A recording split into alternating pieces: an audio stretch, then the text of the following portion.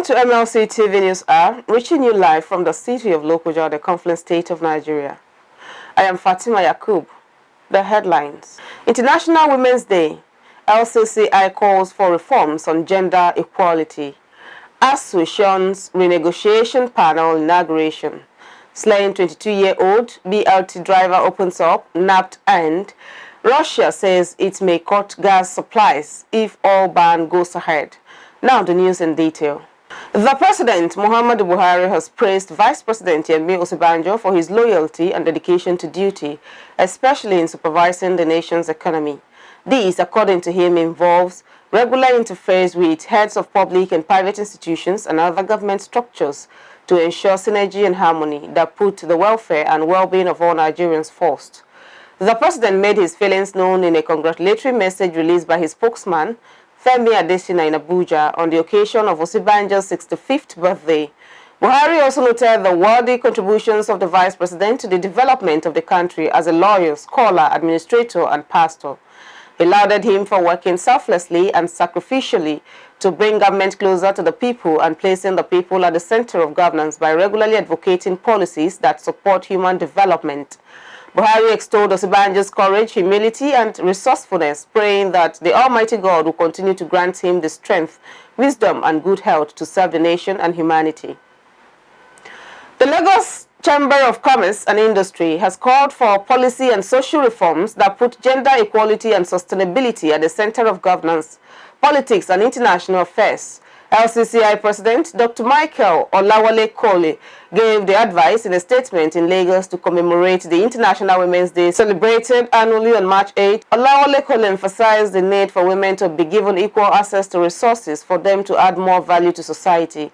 He noted that a food and agriculture organization revealed that providing women farmers equal access to productive resources led to farm yield increase of 20 to 30%. This, the LCCI president noted, could provide enough food to keep 100 to 150 million people from hunger, thereby reducing global hunger by 17%.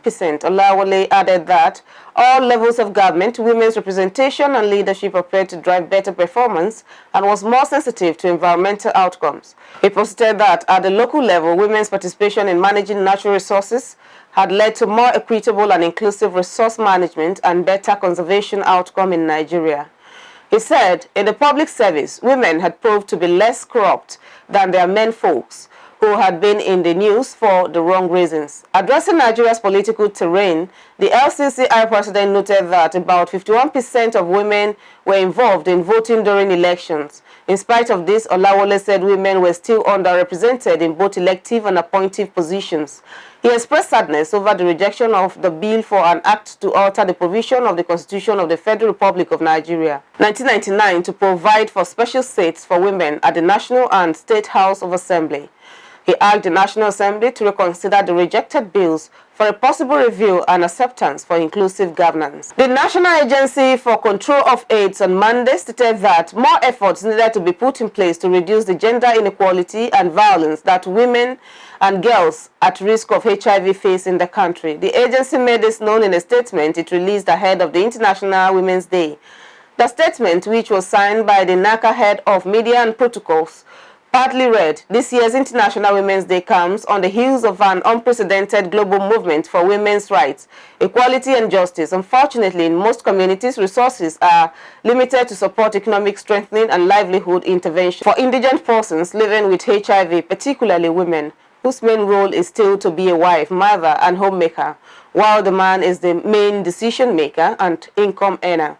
Poverty, sexual harassment, violence, and discrimination against women have captured headlines and public discourse, propelled by a rising determination for change. We understand that the vital link between gender, social equity, and climate change, and recognize that without gender equality today, a sustainable future and equal future remains out of reach. The 2022 IWD celebration provides the National Agency for the Control of AIDS another opportunity to reposition for change and to build on the previous achievements with focus on awareness creation, on the impact of HIV on indigent persons living with HIV, particularly women and girls, while calling for greater gender equality and equity. It also provides the agency an avenue to further intensify efforts to end the AIDS epidemic by 2030 The statement quoted the Director General of NACA, Gambo Aliu, as saying, "Women must be empowered to transform their perceived weaknesses to opportunities if we must break the cycle of poverty, diseases, and particularly reduce the HIV burden in Nigeria as much has been done to reduce mother-to-child transmission of HIV. But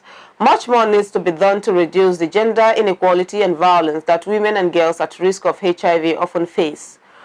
Efforts to woo members of the Academic Staff Union of Universities back to the negotiating table may have hit a brick wall as executive members of the striking union failed to take part in the inauguration of a 7-man committee set up by the federal government to renegotiate the existing agreements. It was gathered that no ASUU official was present at the inauguration held at the Federal University of Education, Abuja, on Monday. The Minister of Education, Adamu, inaugurated the committee in the presence of the Executive Secretary of the National Universities Commission, Professor Abubakar Rashid, and member of the panel led by Emeritus Professor Nimi Briggs, who is the Pro-Chancellor Alex Okwueme Federal University, Ndufu Alike Ikwo. Adamu gave the committee a 3-month time frame to renegotiate all the previous agreements the federal government entered into with ASUU, especially the 2009 pact. ASUU had said it would not be part of any fresh negotiation of the agreement, especially when the previous ones had not been fulfilled.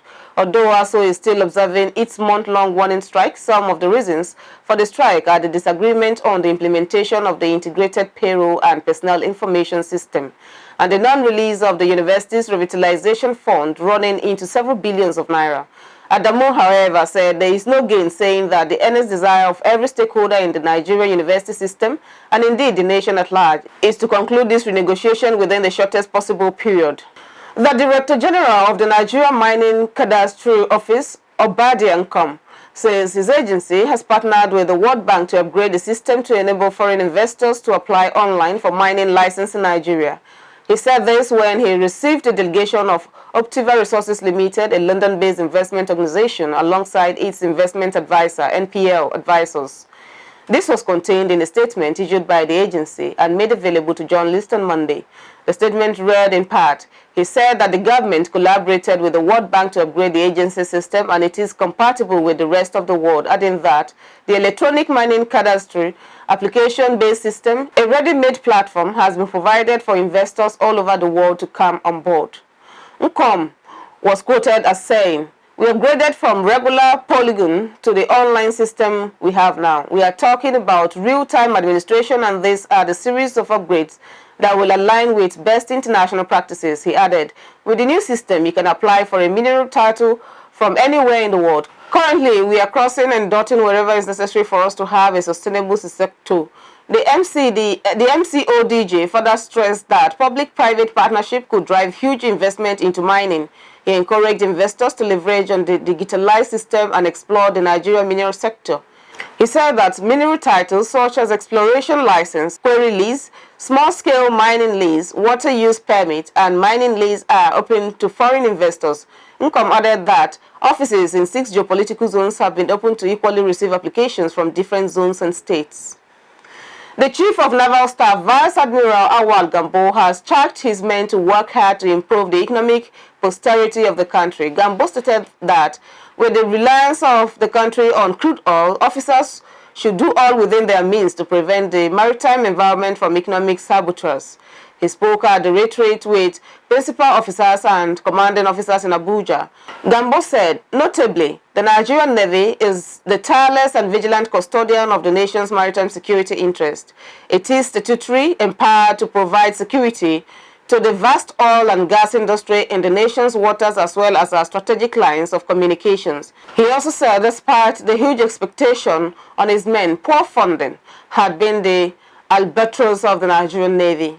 Gambo added this challenge calls for prudence, innovativeness and accountability by the top echelons of the Nigerian Navy. I believe it will again be necessary for this retreat to try to resolve its albatross of the Nigerian Navy having to make do with limited funding in the face of rising challenges. We'll go on a short break. We'll be right back. Every country has its peculiar system of government. In Nigeria, we practice democracy, and this is applicable in some countries across the globe, including the United States of America.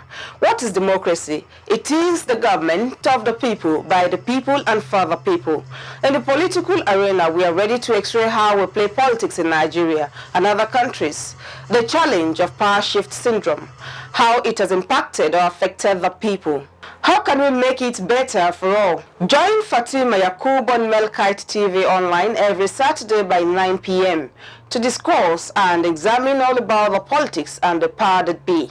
Mr. President, I was once there as an opposition senator.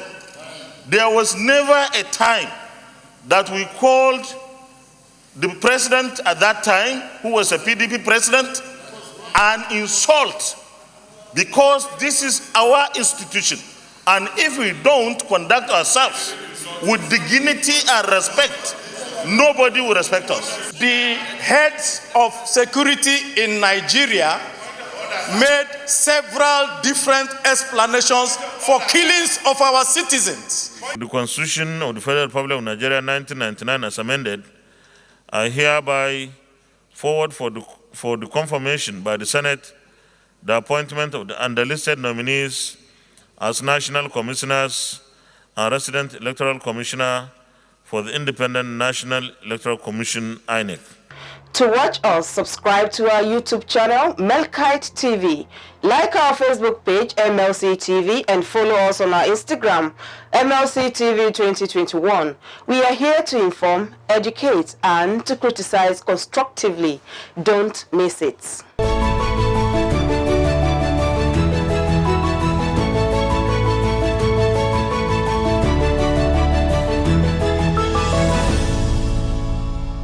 Welcome back. And on crime, there was a mound at the Federal High Court, Abuja, on Monday when two co-defendants of the suspended Deputy Commissioner of Police, Abba Kyari, pleaded guilty to the hard drug trafficking charges against them. However, despite their guilty plea, they were ordered to be remanded in the custody of the National Drug Law Enforcement Agency till March 14th, when the application for their bail would be heard.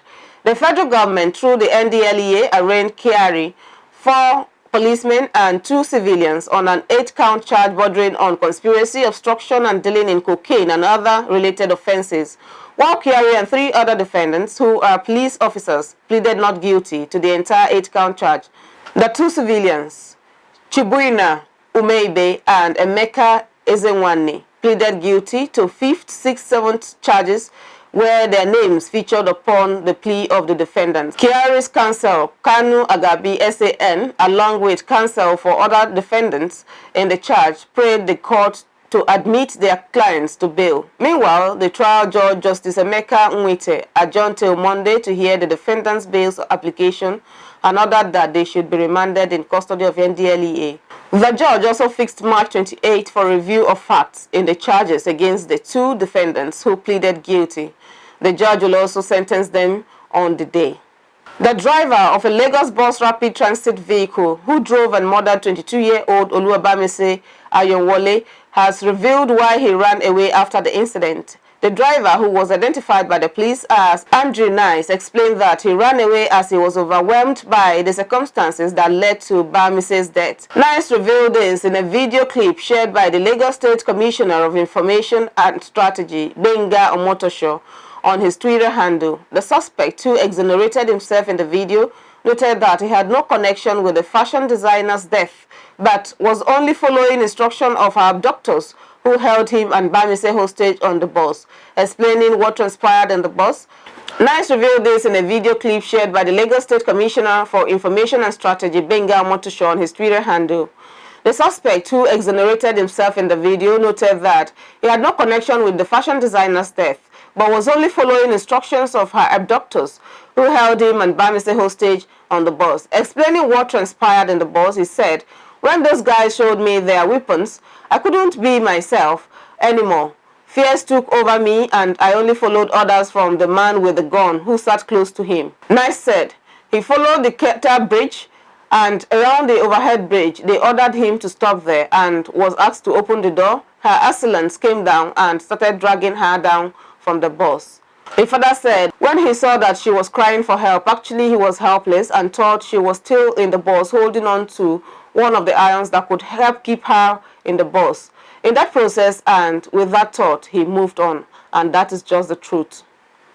The Anambra State Commissioner of Police, Echeng, has ordered the deployment of personnel of the State Intelligence Bureau across the state. Addressing journalists in Akwa, the police spokesman, Ikenga Tochukwu, said the move followed information received of planned attacks by gunmen on vigilantes in the state. There have been reported cases of hoodlums combing some communities in the state in search of weapons. According to reports, the gang, identified as Umuoma, goes from house to house of vigilantes to collect their arms. They were said to have recently operated in some communities, including Ezinifite, Lilu, Amaruru, Osumogu, and Ihiala. The police spokesman, while soliciting the cooperation of residents, advised them to always call the police whenever they observe any suspicious move by unscrupulous elements. He said, following the information received of planned attacks by some unscrupulous elements on the vigilante members in the state, the Commissioner of Police, Echeng, has urged residents and indigents to come forward with information to unmask the identities of these bad elements and persons. On foreign scene, Russia has said it may close its main gas pipeline to Germany if the West goes ahead with a ban on Russian oil. Deputy Prime Minister Alexander Novak said a rejection of Russian oil would lead to catastrophic consequences for the global market, causing prices to more than double to $300 a barrel. The U.S. has been exploring a potential ban with allies as a way of punishing Russia for its invasion of Ukraine, but Germany and the Netherlands rejected the plan on Monday. The EU gets about 40% of its gas and 30% of its oil from Russia and has no easy substitute if supplies are disrupted. In an address on Russia's state television, Novak said it would be impossible to quickly find a replacement for Russia's oil on the European markets, pointing to Germany's decision last month to freeze certification of Nord Stream 2, a new gas pipeline connecting the two countries. He added that an oil embargo could prompt retaliation. Russia is the world's top producer of natural gas and second top producer of crude oil, and any move to sanction its energy industry would badly damage its own economy. Ukraine has implored the West to adopt such a ban, but there are concerns it would send price soaring. Investors' fear of an embargo drove Brent crude oil to $139 a barrel at one point on Monday, its highest level for almost 14 years. Quoting unnamed sources, Reuters news agency reported that the U.S. might be willing to move ahead with an embargo without its allies, although it only gets about 3% of its oil from Russia. However, on Monday, German Chancellor Olaf Scholz dismissed the idea of a wider ban, saying Europe had deliberately exempted Russian energy from sanctions because its supply could not be secured any other way at the moment. European powers have, however, committed to move away from Russian hydrocarbons over time, while some Western companies have boycotted Russia shipments or pledged to divest their stakes in Russian energy companies. Novak said that Russian companies were already feeling the pressure of US and Europe move to lower their dependence on Russia's energy, despite fulfilling all its contractual obligations to deliver oil and gas to Europe.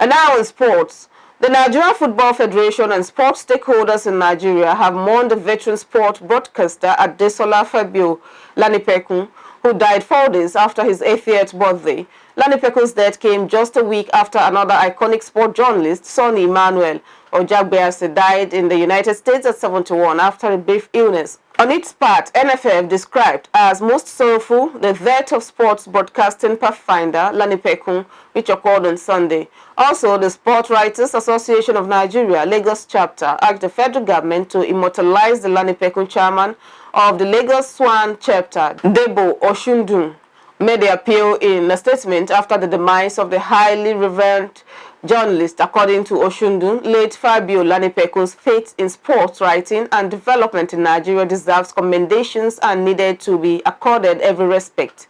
He, Lani Pekun, joined the octogenarian club only 4 days before his demise. He headed the sports desk for Western Nigeria Television after studying sport journalism at the Regent Street Polytechnic in London, United Kingdom, and later moved to the Nigeria Television Authority, where he attended dozens of major international championships and games before retiring as manager Sports of Nigeria leading broadcasting house. The second leg of Champions League round of 16 begins Tuesday with 2 matches. Liverpool host Inter Milan with a 2-goal advantage, while Bayern Munich and Salzburg will slug it out with a 1-1 goal aggregate. The round of 16 will be completed next week. Meanwhile, draws for quarterfinals will hold on March 18, 2022.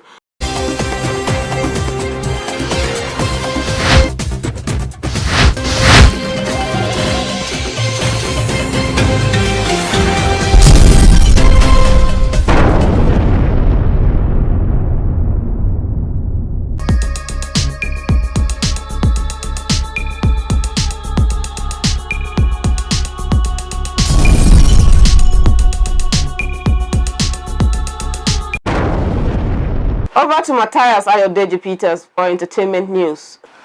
On our foreign entertainment news, Grammy-nominated vocalist and songwriter Somi has released a new album, Zenzili, The Reimagination of Miriam Makeba, a celebration of the late Makeba's invaluable musical contributions and messages of social justice. The new album, released on the artist Salon Africana label, is an ode to late legendary South African singer, songwriter, and civil rights activist Miriam Makeba for her invaluable musical contributions and social justice in the continent, particularly in South Africa. On the album, Somi performs renditions of some Makeba's most well-known records, including both original compositions by Makeba's and covers. It features special guest appearances by Seun Kuti, Grammy Award winners Angelique Quick-Joe and Ladysmith Black Mambazo, Gregory Porter, and other African music heavyweights. The release date was picked specifically to honor Makeba, who was known in her lifetime as Mama Africa, on what would have been her 90th birthday. On March 19, Somi will host a celebration for the release of this monumental album with a star-studded performance at the historic Apollo Theatre in New York. On entertainment news from Africa, Nigerian singer Wizkid's Essence got certified double platinum in the US. This comes after it becomes the first Nigerian song to be certified platinum in the US.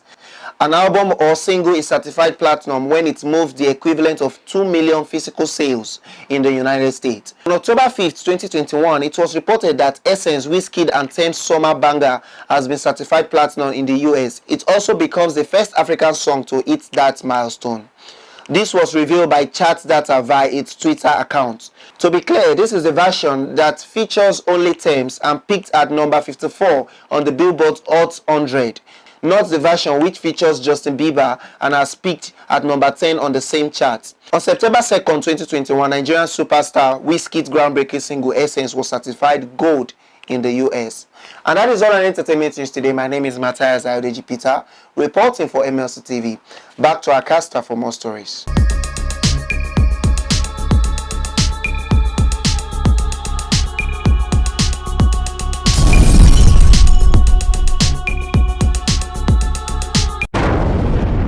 Thank you, Matthias, for the update. And that's all we have today. Join us tomorrow evening via our YouTube channel, Melkite TV, to watch our news app. You could also like and follow us through our Facebook page, MLC TV, Instagram, MLC TV 2021, and Twitter at MLC TV1. For our event coverage, feedback, comments, and contribution, call any of our numbers displayed on your screen. And don't forget our special programs designed to educate, inform, entertain, and inform. The programs are Family Affairs, Saturday by 7 p.m., Political Arena, Saturday by 9 p.m., and Local Government and You, Friday 9 p.m. Remember, our news is from Mondays to Fridays. We are Melkite TV, reaching everywhere, informing everyone. I am Fatima Yakub, and do not forget to be nice to your neighbor to build a happy society together. Bye.